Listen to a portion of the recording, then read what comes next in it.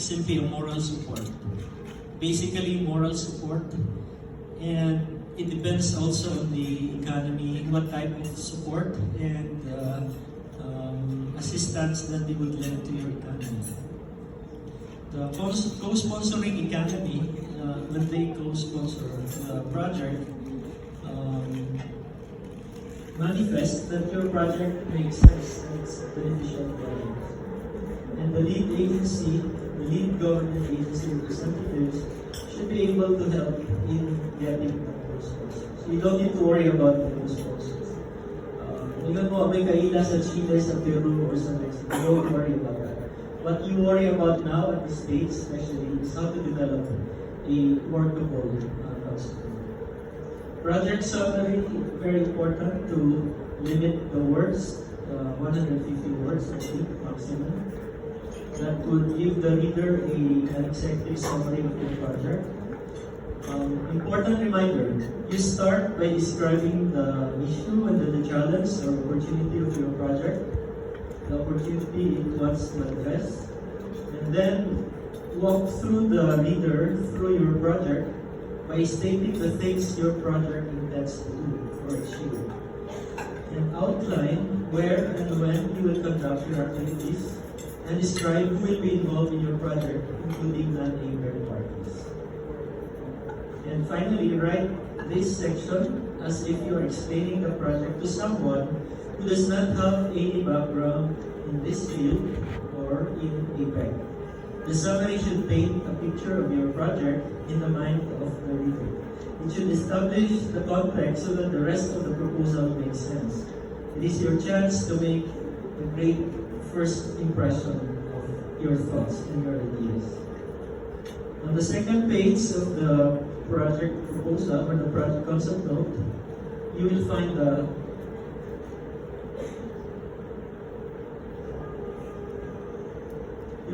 project synopsis, which contains the relevance, explanation of the relevance and benefits of the project, the objective, the alignment, and methodology. The methodology would change in a matter of maybe 5 weeks or up to maybe 5 months from the conception of your idea. It could change. But as to the budget, please be careful with realignments of budget within the items. But as long as the total budget is there, it's still the same, you don't worry about it. But as far as realignment of budget is concerned, be sure that it is not really very noticeable. Everything should be there. But if you want to change in the middle of the game, you should put it in the concept. Like a reminder, gentle reminder to Apec that this budget might change, and this might be the plan B, etc. This might be the plan C. And for co-funding, it is encouraged if you are a agency which is perceived to be having little or no funding. But for entities which are known to be affluent, please consider also limiting the self-funded portion of the budget.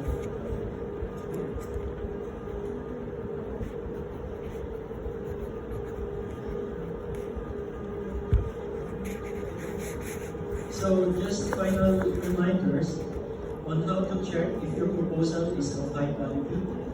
On the relevance, the link to Apec's goals as well as those of the core and the relevant funding account should be taken into consideration. On the effectiveness, the likelihood of the project meeting being stated in the objectives. On the efficiency of the project, it should be cost effective, and the value of the outputs in relation to the inputs should be cost effective as well. On sustainability, you should be able to demonstrate the extent to which the benefits of the project are likely to continue to be evident even after the project is finished. And then finally, on the general principles for financial management of the project, of accountability. All financial transactions must be appropriately documented. The best value should be obtained for Apec funds. On openness, whenever practical, contracts, procurement of grants should be open to all member economies of Apec. So we should not be too concentrated on beneficiaries, Philippines lang. We should involve other economies. We should have them in formulating who the beneficiaries should be. Because the funding comes from all the Apec economies, and they should be able to share also.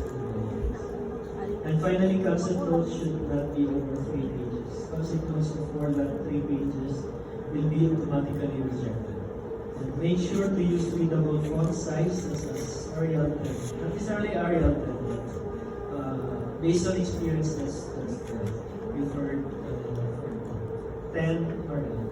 So all this information are available from the website of Apec, apec.org. So you can access all of them. We have a so-called guidebook, which is the Bible of Apec in project proposals. So you can access that as well as the concept note form in Proforma form and the project proposal form. Any questions? So since there are no questions and it's already 3:40, I'd like to request some agencies to share with us what has been in mind since we started the seminar today. We may provide advice if you want, and if you want, you can share your idea. It may not be as brilliant as we wanted it to be, but just a crude outline of what is in mind based on your experience and based on your proposed project, based on the experience of your sectors.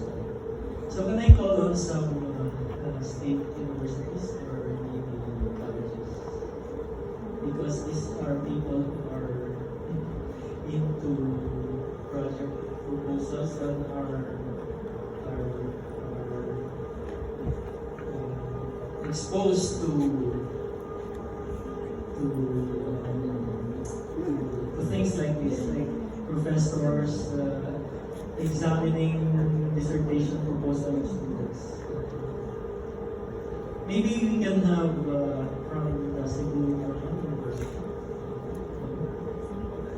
We can have someone from CNU to share whatever proposals in mind that may be developed into a full-blown concept in the future. So that any one of us can also give our 2 cents of advice how to develop your ideas. Thank you. Good afternoon, everyone. This is actually the things that we are working on right now. I am actually representing a group organizing activities in relation to the development of cultural skills, cultural, anything that has something to do with the cultural revival, considering that Cebu is very rich in cultural heritage. Right now, we are actually working on people who develop a product such as in Bisaya, we call it palwa. And the fiber in it is used to replace or is developed into a product that could somehow replace or use as an alternative for construction materials. Instead of using, for example, instead of using plywood, if we run out of supply, especially in the rural areas, we make use of it instead, including amakan. Only very few people today, maybe there are those who do not know what amakan is, but it is made up of kawayan, because kawayan is actually very abundant in the rural areas. And there are also people, they may not have reached a high level in education, they are only in elementary, others are illiterate, but they are capable of making amakan. And this very useful for construction materials. Another is we also in the process of making backup or basket to replace the use of plastic.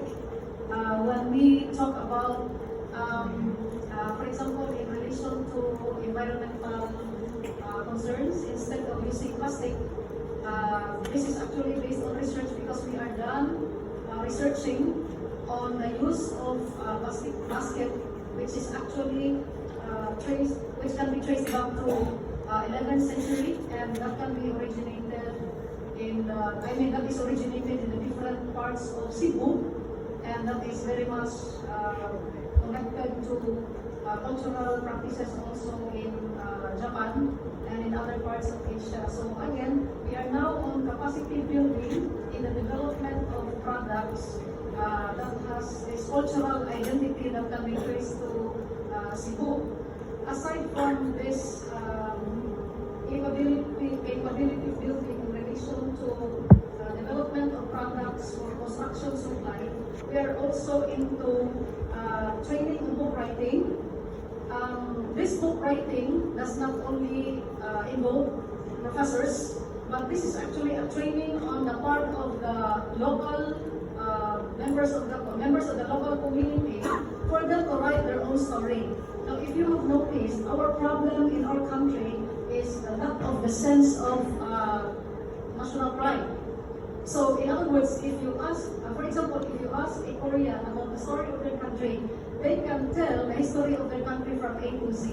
However, we cannot expect an ordinary Filipino or a random, if we ask any Filipino to tell the story of his own country, I don't think there's somebody who can easily say those things.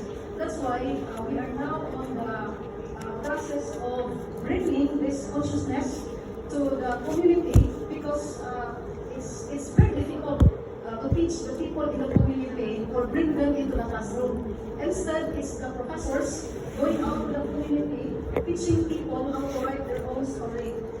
We started with a cultural mapping of the different tangible and intangible culture found in the locality, and they have identified these things. And the next thing is put these things into writing. The aim of the project is to let each barangay or each town come up with a book that tells the story, because this can be very useful, especially for tourism purposes, where people somehow would become a tourist guide. If you notice, there are companies today owned by, for example, agencies owned by foreigners, in which the tourist guide themselves are foreigners. And the Filipinos are only drivers, the Filipinos are only massage therapists, and the ones doing business are the foreign investors or the foreigners. So in other words, we encourage entrepreneurial venture on the part of the members of the local community. This is the case of one town in Cebu, where they transform Buho River into a tourist attraction, and that is the first community-based project where people are working together to come up with this kind of business venture. Another plan that we're having is on training for healthcare professionals, because our nursing department is also working on gerontology. This is actually in relation to taking care of the old people, because of the notion before that it's population that is causing a problem on economy. There are countries that are actually controlling their population. As a result, many of them today are old people. So they have this old population. While we are having the young population, they have the old population, and many of them express that they're going to retire in the Philippines. One group of people who's planning to put up an old age center in SRP. One area of SRP is the Japanese community. In collaboration with Cebu Normal University, they're going to put up a center that would take care of the old Japanese coming over, planning to retire in Cebu. But the question is, do we have somebody to take care of this? considering that we already have the shortage of the nurses. So maybe we can just train people to take care of these clients if ever they come and plan to retire in Cebu. The aging population. Another plan is to integrate sign language, considering the hearing impaired, the persons with hearing impairment who are also part of our community. We are planning to integrate sign language or sign language integration to teaching English as a second language or teaching English as a foreign language. So in other words, this is this is a kind of innovation where we include sign language or even gestural language to make English understandable. Lastly, we are again, as I mentioned earlier, we are now working on the skills of teachers from private and public schools to develop skills in handling children in early childhood education, because the need today is not just on teaching, but how to take care of the children at the age of 1.5. In other words, the direction is that some countries have established, like Singapore, PAC Foundation, People's Action Party Foundation, has actually established an early childhood area where they are in need of thousands. In fact, they are in need of 3,000 early childhood teachers from Cebu. They would like to get from Cebu 3,000 teachers. However, they are looking for a teacher who can also do, who is also having a training on, for example, changing diaper,